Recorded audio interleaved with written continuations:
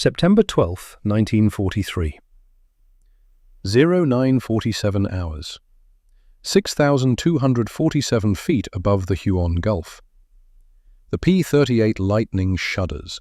Twin Allison engines scream at 2,300 RPM. The sound fills the cockpit, fills the sky, fills everything. Major Richard Baylor's hands grip the control yoke. Sweat soaks through his flight suit, despite the cold at altitude. The instrument panel reflects in his goggles. Airspeed, 240 knots. Fuel, 58 minutes remaining. 146 gallons sloshing in the wing tanks. Behind him, closing fast, 6 Mitsubishi A6 M50s cut through broken clouds like sharks through dark water. 800 yards, 750, 700. The enemy fighters spread into a wide net, textbook pursuit formation. Their pilots know what they're doing. Veterans. Men who learned to kill over China and the Philippines while American boys were still in high school. Their Nakajima Sakai engines sing a higher note than the Allisons. Lighter, faster in the turn, more agile. The radio crackles, Japanese voices, sharp and urgent. Dick's squadron picked up the frequency months ago. Most pilots can't understand the words. Dick can't either. But he knows the tone, confidence, the sound of hunters closing on wounded prey. The P-38 banks left, the horizon tilts, sky becomes sea, becomes jungle, becomes sky again. The centrifugal force pushes Dick into his seat, 4.2 Gs. The G-suit inflates, squeezing his legs, his abdomen, forcing blood back toward his brain. His vision stays clear, barely. 6 zeros, 6 of them, 1 of him. The manual is explicit. Never dogfight a zero. Never turn with a zero. Use your speed. Use your altitude. Boom and zoom. Dive, fire, climb away. Repeat. It's doctrine. It's physics. It's survival. Dick pulls harder. The yoke comes back. The nose rises. The airspeed bleeds. 240 knots. 230. 220. His left hand moves to the throttle quadrant. Not both throttles together. Left throttle forward. 54 inches of manifold pressure. 1,650 horsepower pouring from the left engine. Right throttle back. 41 inches. 1,190 horsepower. 460 horsepower difference between left and right. His right foot stomps the rudder pedal. 28 degrees deflection. The P-38's twin tail booms bite into the air. The nose swings right, even as the aircraft banks left. Asymmetric thrust. Yaw moment. 6,850 pound-feet of rotational force. The aircraft shudders. A deep vibration that runs through the airframe, through the seat, through Dick's spine. The stall warning buffet. 162 knots indicated. 5 knots above departure. 5 knots from a spin that will kill him before he can recover. The first 0 flashes past. Too close. Close enough to see the rising sun painted on the fuselage. Close enough to see the pilot's face, eyes wide behind the canopy glass, mouth open. Shock. Confusion.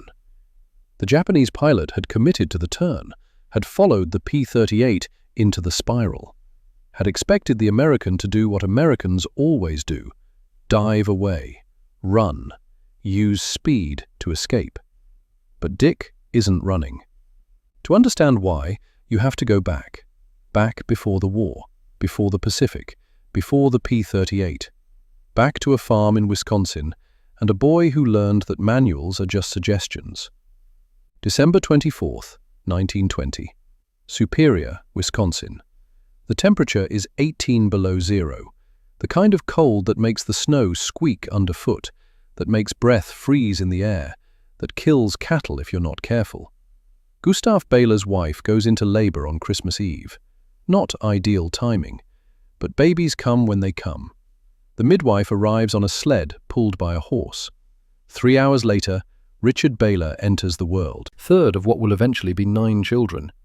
A middle child. Easy to overlook. He doesn't get overlooked.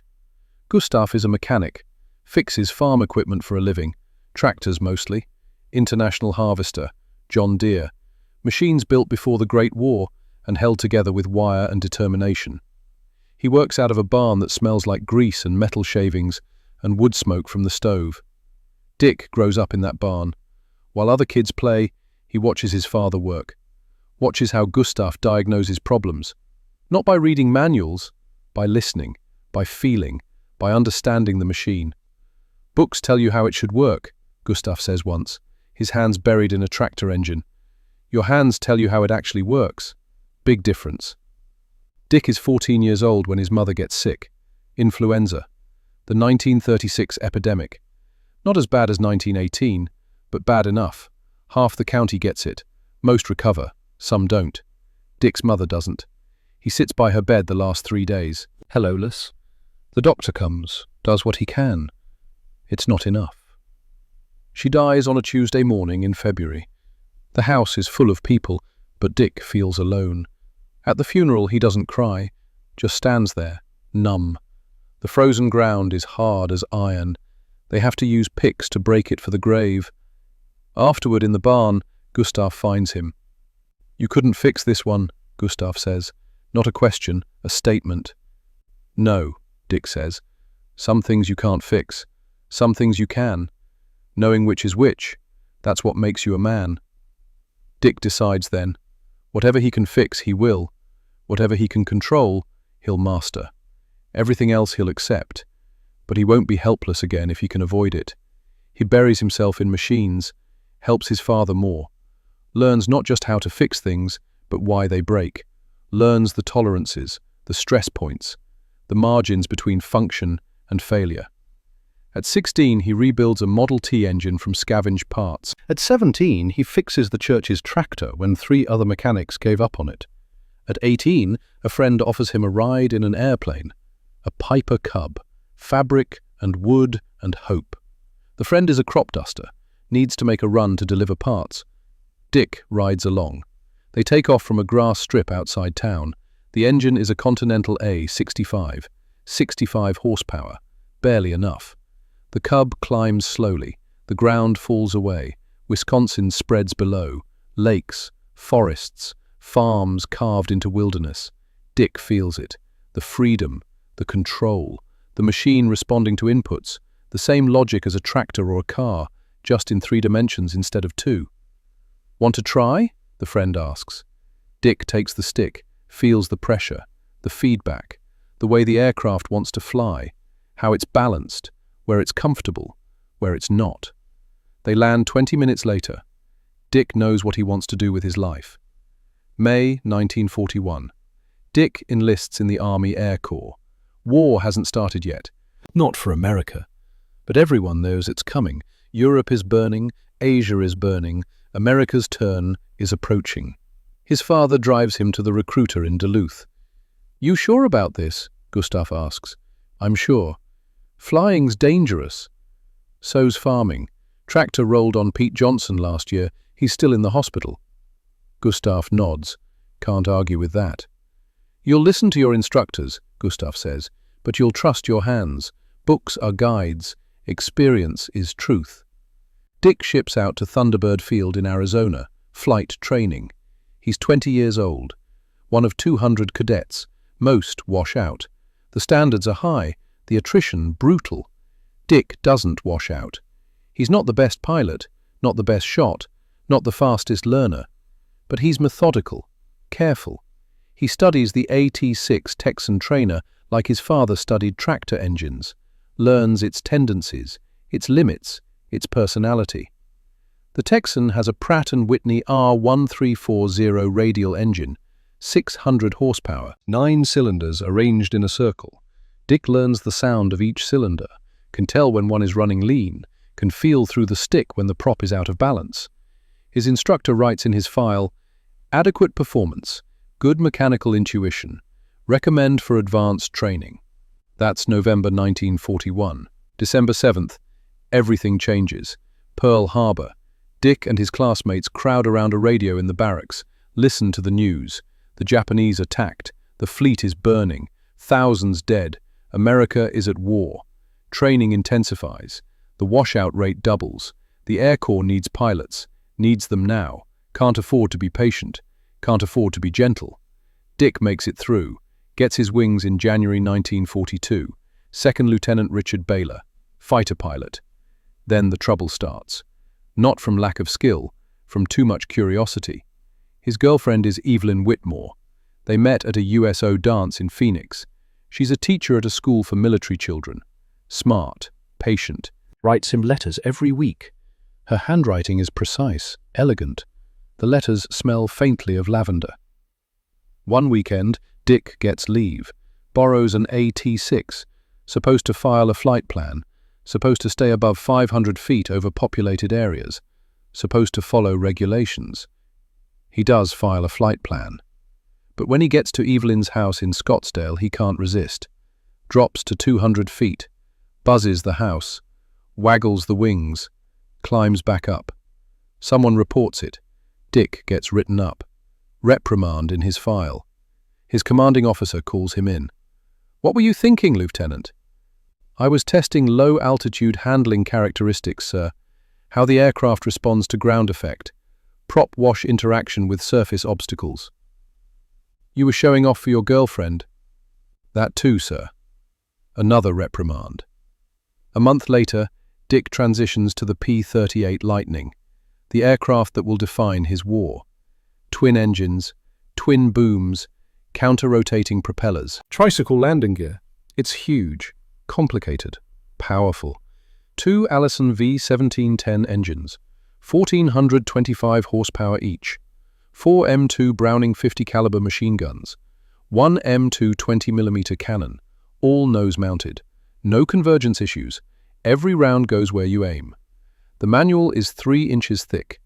Dick reads it cover to cover, then reads it again, then starts testing. He's stationed at Hamilton Field, north of San Francisco. On a clear day, you can see the Golden Gate Bridge from the base.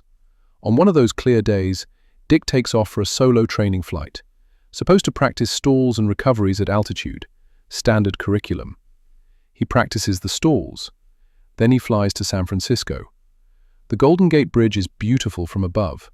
Orange towers rising from blue water, grey cables sweeping in perfect arcs. Dick circles once at 3,000 feet, checks for traffic, sees none.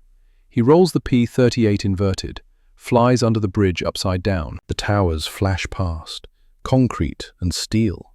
He barrel rolls out the other side, climbs back to altitude. 40 people saw it. Someone got a photograph. It makes the newspaper. Reckless pilot buzzes national monument. Dick's commanding officer is very not amused. "Court-martial," Captain Harrison Caldwell says. 38 years old, regular army, been flying since before Dick was born. "You understand that? I could have you court-martialed." "Yes, sir." "What were you doing?" "Testing roll rate at different airspeeds, sir. The manual gives theoretical numbers. I wanted empirical data." "By barrel rolling over a national landmark?" "It seemed like a good reference point, sir. Stable, visible, easy to measure against." Dick pulls out a notebook, 47 pages, handwritten, charts, graphs, numbers, roll rates at 50-knot intervals from 100 to 300 knots, effect of throttle differential on yaw moment, stall characteristics with asymmetric power. All documented, all precise, all researched during unauthorized flights. Caldwell reads it. Doesn't say anything for a long time. "You're not reckless," he finally says. "You're curious. That might be more dangerous." "Sir?" "Reckless pilots kill themselves quickly. Curious pilots convince others to try what they're doing. Then they kill each other." "I'm just trying to understand the aircraft, sir." "By breaking every regulation we have?" "The regulations assume the aircraft can only do what the manual says, sir. I think the manual is conservative, built with safety margins that might not be necessary in combat." Caldwell closes the notebook, hands it back. "You're going to the Pacific, effective immediately. Maybe combat will cure you of this. Or prove me right, sir." "Dismissed, Lieutenant." Dick ships out September 1942. Port Moresby, New Guinea. The 49th Fighter Group. The place where young pilots go to learn or die. The squadron veterans watch him arrive. They've seen replacements before. Most don't last long. The Japanese are good, The Zeros are better than anything America has in raw maneuverability. The jungle is hostile. The weather is hostile. Disease kills more men than combat. Everything is trying to kill you. The executive officer is Captain Caldwell. He'd requested the Pacific assignment, got it. Now he's Dick's CO again. "I know what you did stateside," Caldwell says during Dick's in-briefing. "That doesn't play here. You follow doctrine. You follow orders. You stay alive. Clear?" "Yes, sir." "The Zero is lighter than you, turns tighter than you, climbs better than you below 15,000 feet. Your only advantages are speed, firepower, and dive performance. You use those. You don't dogfight. Ever. Understood?" "Understood, sir." Dick means it, at first. The crew chief assigned to Dick's aircraft is Master Sergeant Vincent Kowalski, 42 years old, Polish immigrant who joined the Army in 1922. Worked on every fighter the Air Corps ever fielded. Knows the P-38 better than the engineers who designed it. Their first meeting is at the aircraft, P-38J Lightning, serial number 42-67543. Parked in a revetment under camouflage netting. The jungle presses close on all sides. "She's yours, sir," Kowalski says. "I maintain her. You fly her. We both keep her alive." "Fair deal, Sergeant. You take care of her, she'll take care of you. You abuse her, she'll kill you. P-38's not forgiving of mistakes." "I'll be careful." Kowalski studies Dick, sees something in his face. The curiosity, the questions forming. "I heard about the Golden Gate," Kowalski says. "That true?" "Yes, Sergeant." "You testing or showing off?" "Testing." "Learn anything?" "Roll rate peaks at 240 knots. Above that, control forces get too high. Below that, adverse yaw increases." Kowalski smiles. "First time. You actually read the test data?" "I generated it. Most pilots don't care about the numbers, just want to fly and fight." "I want to survive. Numbers help with that." Kowalski nods. "We'll get along fine, sir." They shake hands. The partnership begins. Dick's first mission is December 12, 1942, bomber escort. B-25 Mitchells hitting a Japanese supply dump at Leh.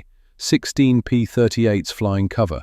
Cloud cover at 8,000 feet, visibility unlimited above.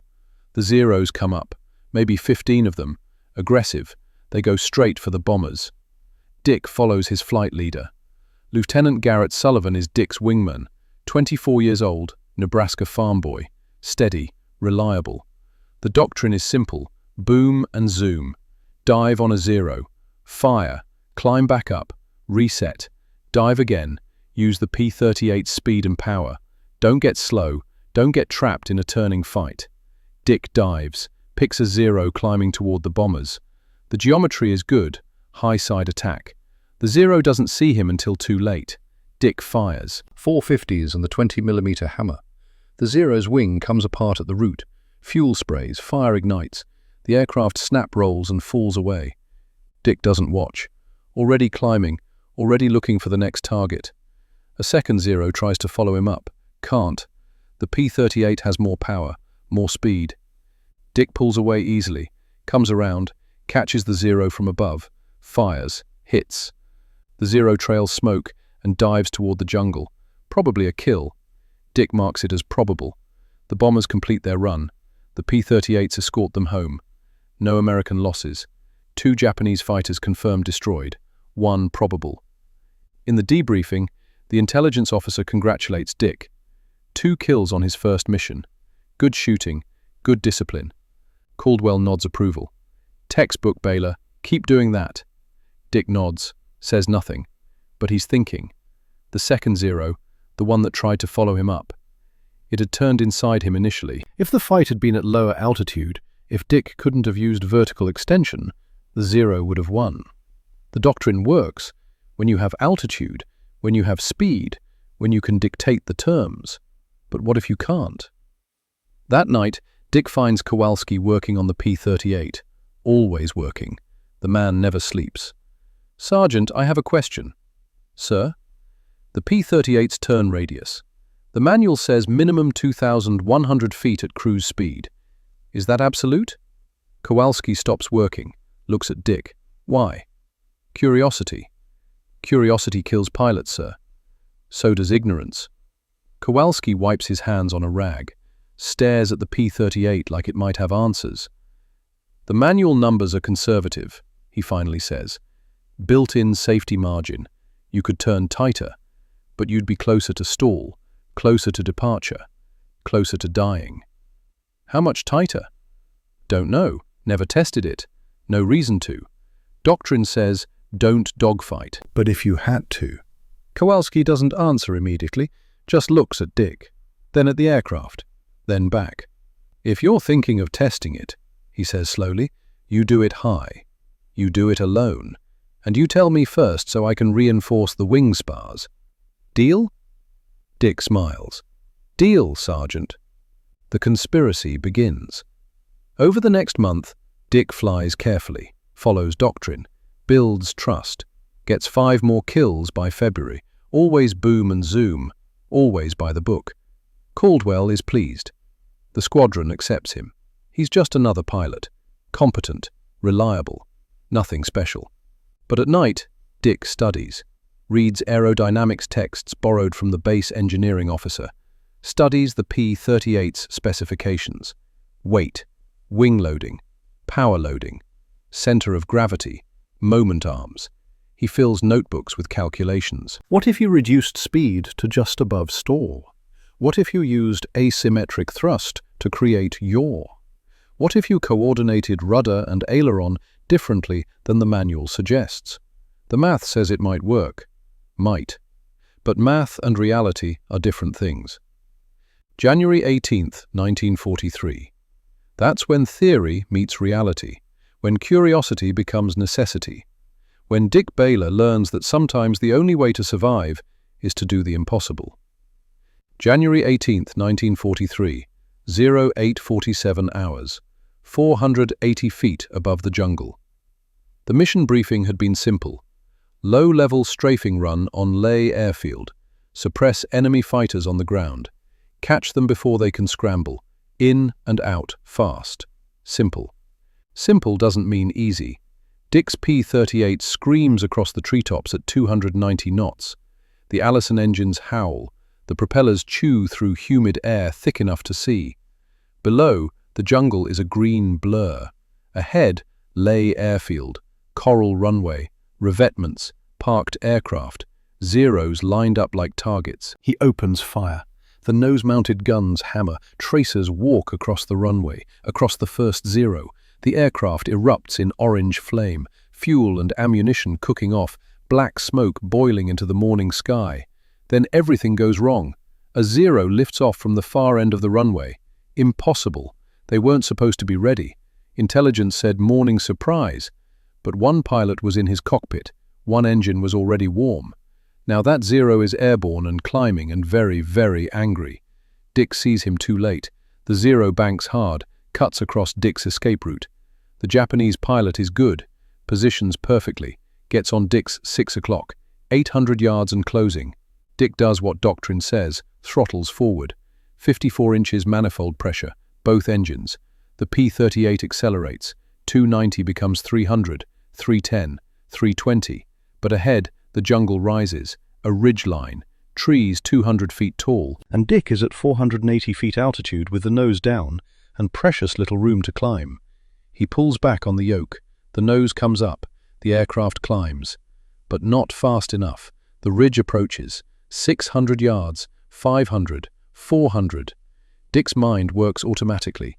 Climb rate at current power and airspeed. 900 feet per minute. That's 15 feet per second. Distance to ridge, 1,200 yards at 320 knots. That's 547 feet per second closure. Time to impact, 14.2 seconds.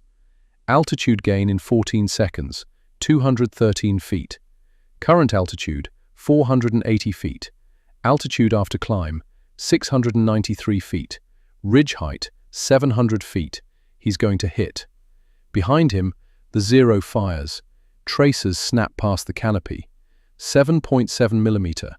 Not heavy enough to kill the P-38 quickly, but enough to hurt.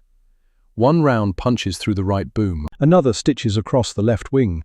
Dick feels the impacts through the airframe, feels the aircraft shudder. He can't climb over, can't extend away. The Zero is too close, too fast. If Dick tries to run straight, the Japanese pilot will have time for another burst, maybe 3 more bursts. Eventually something critical will get hit. Engine, fuel tank, control cable. That leaves one option. The option doctrine forbids. The option the manual says will kill him. Turn. Dick's hands move. Left throttle forward, 54 inches. Right throttle back, 42 inches. His right foot slams the rudder pedal, full deflection. His right hand hauls the yoke left and back. The P-38 snap rolls. The world inverts. Sky becomes ground becomes sky. Everything spinning. The nose swings violently. Not a smooth arc, a wrenching rotation that hammers Dick into his seat straps. The airspeed bleeds. 320, 300, 270, 240, 210. The stall warning buffet hits at 170 knots.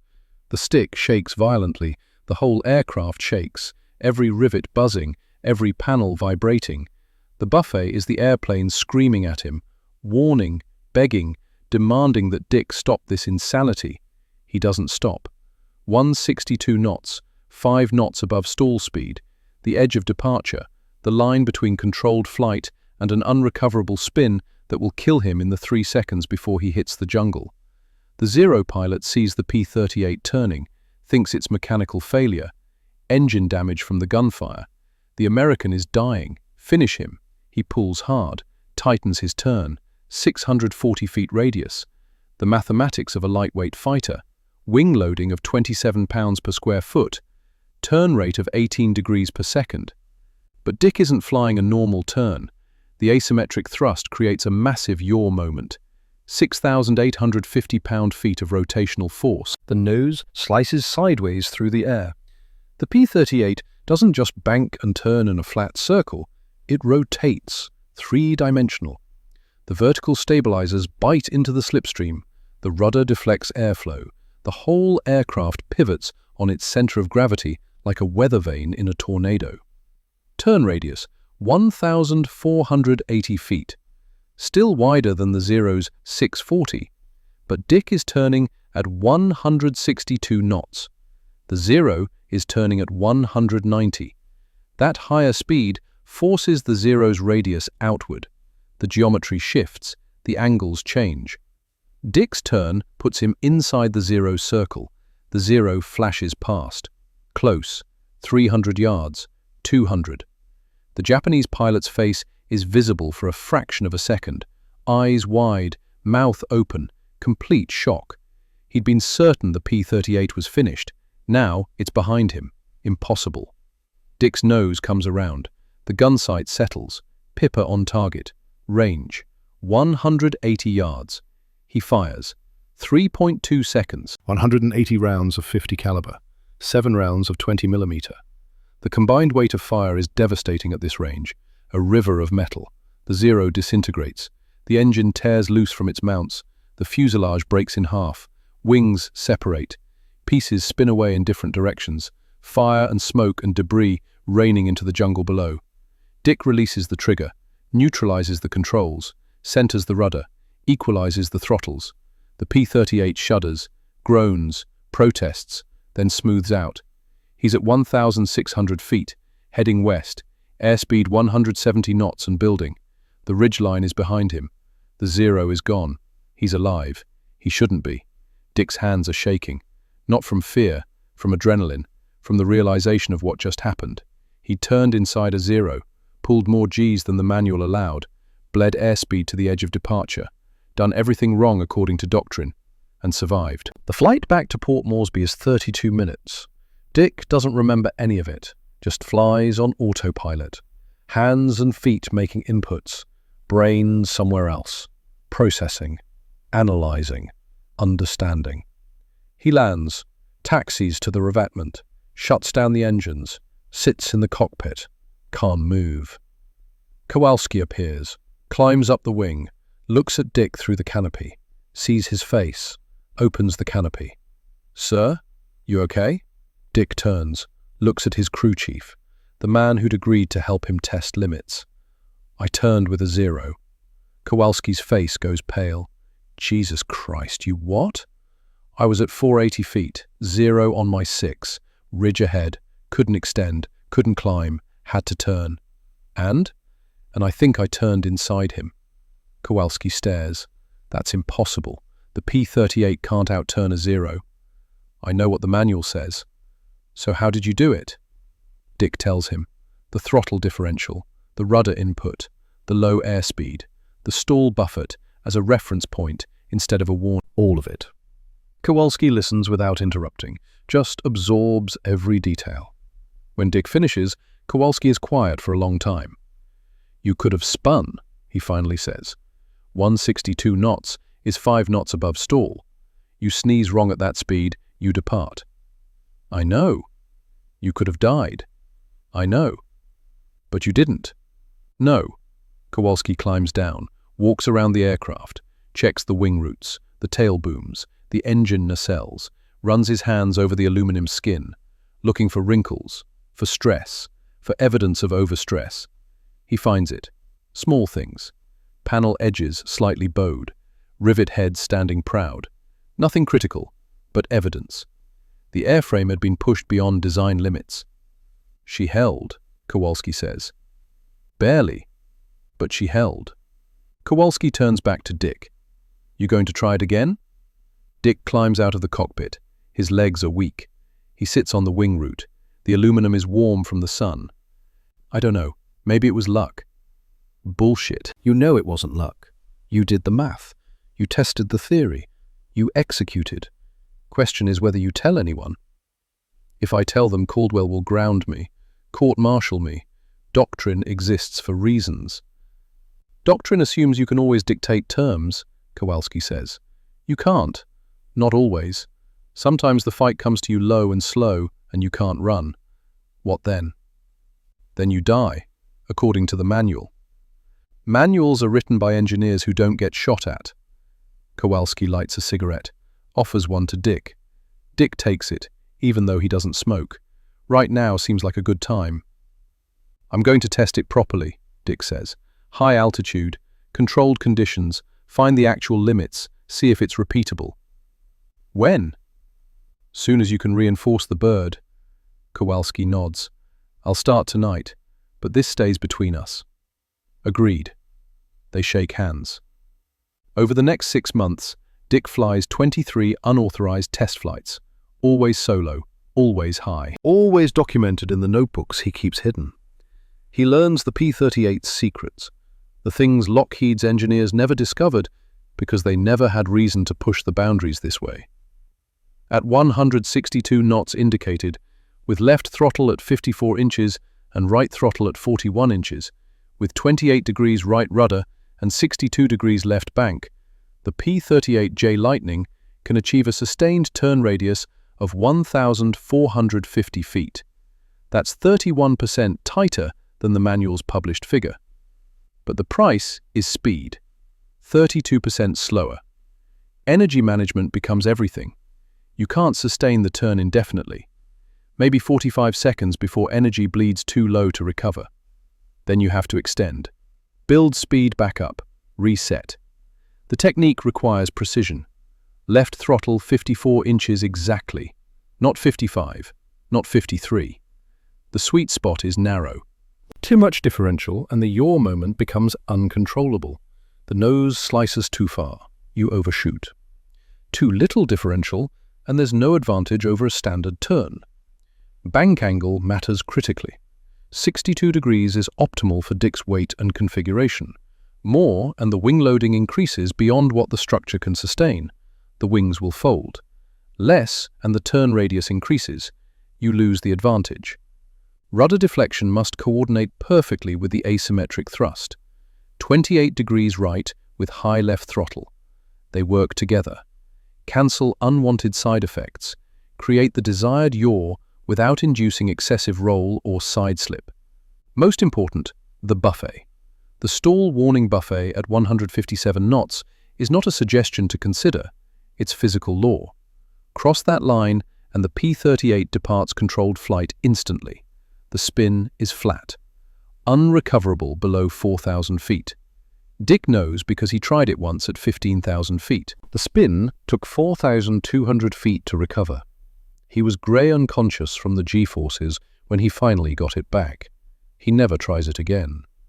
But within the margins, the technique works. Repeatable, reliable, predictable, a tool. Dick documents everything, fills 3 notebooks with data, graphs, charts, performance curves. He shows them to no one except Kowalski.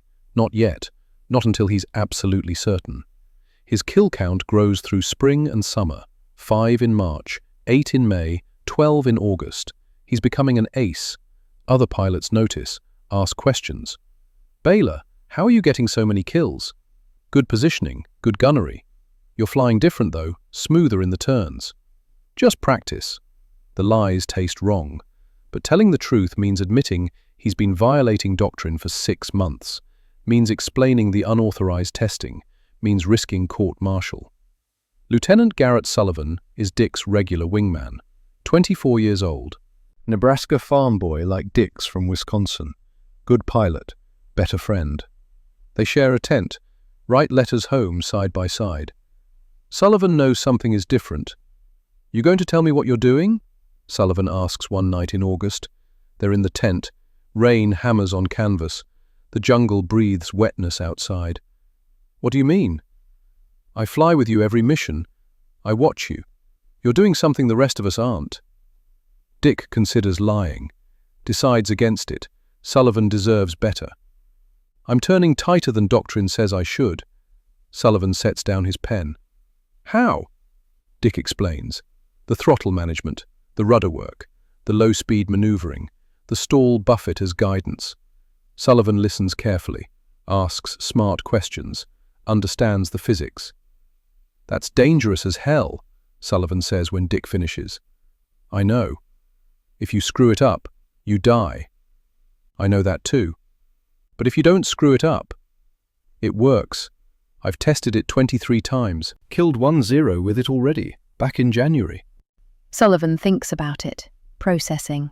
"You going to teach me? I could get court-martialed for teaching unauthorized tactics. That's not an answer." Dick smiles. "Yeah, I'll teach you. But not until I'm absolutely sure it's safe enough. It's combat, nothing's safe. Safer then, as safe as I can make it." They shake hands. The conspiracy expands. But the Japanese are learning too. Not the technique itself. They can't figure out how the Americans are doing it, but they're noticing patterns. American P-38s becoming more aggressive in turning combat, fighting in situations where they used to run. A captured Japanese intelligence report, dated July 1943, found later in the Rabaul headquarters. Subject: P-38 Lightning tactical changes. Multiple encounter reports indicate American twin-engine fighters engaging in sustained turning combat. Previous doctrines strictly avoided such engagements. Possible explanations: new engine variant providing additional power, reduced weight configuration, improved pilot training in energy management. Recommend tactical revision. Do not assume automatic superiority in turning combat against P-38 aircraft. Maintain speed advantage. Force vertical engagements. The report includes a sketch, a Japanese pilot's drawing of a P-38 in a hard turn. The left engine nacelle is shaded darker than the right. Visual evidence of asymmetric thrust visible as darker exhaust. They saw it, they documented it, but they didn't understand the implications. September 11th, 1943. Evening briefing. Captain Caldwell stands at the front of the operations tent. 40 pilots crowd onto folding chairs. The air smells like canvas and sweat and cigarette smoke and jungle rot. "Tomorrow's a big one," Caldwell says without preamble. Wewak Airfield Complex. Intelligence reports they've moved the Tainan Kokutai in. Elite unit. China and Philippines veterans. "Just doing my job." Caldwell studies Dick's face in the dim light from the tent. "I hear things, rumors, that you're flying different than you were trained." Dick's stomach tightens. "Sir? Don't bullshit me, Baylor. I've been flying fighters since before you got your driver's license. I know when a pilot is doing something unusual. I've seen your gun camera footage. Some of those kills are at angles that shouldn't be possible for a P-38. Dick says nothing, waits. Tomorrow, you stick to doctrine, Caldwell says flatly. These Tainan pilots are the best. You try anything fancy, they'll kill you. That clear? Crystal clear, sir. Caldwell nods, dismisses him with a gesture. But Dick sees something in the captain's eyes. Not just suspicion, concern, maybe even fear. Caldwell knows something is different. Doesn't know what exactly. Doesn't know if it's brilliant or suicidal. Dick returns to his tent. Sullivan is there cleaning his Colt 45 pistol. Standard pre-mission ritual. Big one tomorrow, Sullivan says without looking up. Yeah. Tainan group. That's serious. I know. Sullivan sets down the pistol, looks at Dick. You worried? Always. But I'm ready. Dick sits on his cot, pulls out paper and pen, starts a letter to Evelyn. He writes one before every mission, just in case. Most he tears up after landing safely. Some he sends. Tonight's letter feels heavier somehow. Evie, tomorrow's mission is going to be hard. We're up against their best. But I'm ready. I figured out things about the lightning that nobody else knows. Things that might make the difference between coming home and not. If I don't make it back, know that I was trying. Always trying. I love you. I'll see you again one way or another. Dick. He seals the envelope, addresses it, sets it aside with the others. You okay? Sullivan asks. Fine, just thinking. About tomorrow? About what happens if tomorrow goes wrong. Sullivan finishes with the pistol. You be careful tomorrow. Tainan pilots are no joke. They've been doing this since before Pearl Harbor. I know. You get in trouble, you use what you've learned. Don't be a hero, be smart. I'll be smart. Kowalski looks up from his work. Bullshit. You'll do what needs doing. You always do. Just make sure you come back so I don't have to train a new pilot on my bird. Dick laughs. The tension breaks slightly. Deal. He returns to the tent, lies on his cot, stares at the canvas overhead. Somewhere in the distance, a bird calls. Some jungle thing. The night is never truly quiet here. Dick closes his eyes, doesn't expect to sleep. But eventually, somehow, exhaustion wins. He sleeps. 5:30 hours. Wake up. Breakfast is canned eggs and coffee that taste like oil and dirt. The pilots eat in silence, everyone thinking about the mission, about the Tainan pilots waiting at Wewak. 7:30 hours. Final briefing. Caldwell goes over it again. Altitudes, radio frequencies, emergency procedures. The bombers will go in at 8,000 feet. The fighters will bracket them at 10,000 and 6,000. One more thing, Caldwell adds. Radio intercept last night. Wewak knows we're coming. They're ready. Expect more than the estimated 20 fighters. Could be 30, could be 35. The tent goes quieter. 35 Japanese fighters against 16 P-38s and 12 B-25s. The odds aren't good. Stay together, Caldwell emphasizes. Watch your wingman. Don't get separated. Don't chase kills away from the formation. Questions? No one speaks. Good hunting. Dismissed. 8:14 hours. 16 P-38s roll down the mast and matting. One by one they lift off, form up over the field, circle once, then head northeast toward Wewak, toward the Tainan Kokutai, toward history. Dick is in Flight C, position 3. Sullivan flies his wing in position 4. The formation is tight, professional. Every pilot knows his job.